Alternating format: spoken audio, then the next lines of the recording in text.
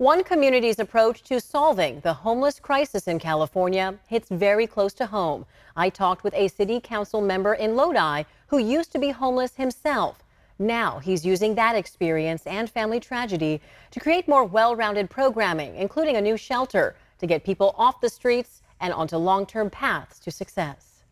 By the time I was 16, I found myself with nowhere to live and sleeping on the sofas and park benches. Lodi City Council member Doug Keene says he had a difficult childhood that led him down a path involving drugs and alcohol, day labor jobs, and not going to school. He knew he couldn't stay on that path forever.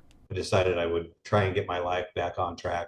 And mainly, it was friends that encouraged me to move in that direction to get my high school diploma. Now, he wants to be that positive force for change in others, transforming himself from homeless to businessman, running his own company for nearly 4 decades now.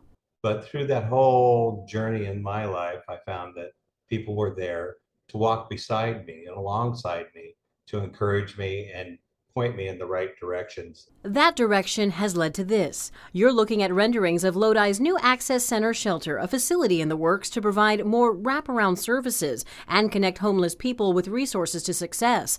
That's on top of resources Doug and his colleagues have implemented over recent years, including transitional housing, tiny home communities, job training, and partnerships with the Salvation Army and local businesses. A lot of people find themselves homeless for a variety of reasons. Some of the big reasons that a lot of people don't think about are the normal stressors in life, like going through a divorce, losing a job. Some people have the coping skills to be able to handle those stressors, and other people don't. Now, just last month, tragedy struck Doug's family again. He lost a second child, his 40-year-old son Jeremy, in a car crash. Doug says Jeremy had self-inflicted struggles in life and had been trying to turn his life around. As he and his family grieves, Doug says he's still working to help the homeless and make the Lodi Access Center bigger. They are fundraising to complete the building and its furnishings. We have information on how you can help on our website, abc10.com. Just search this story.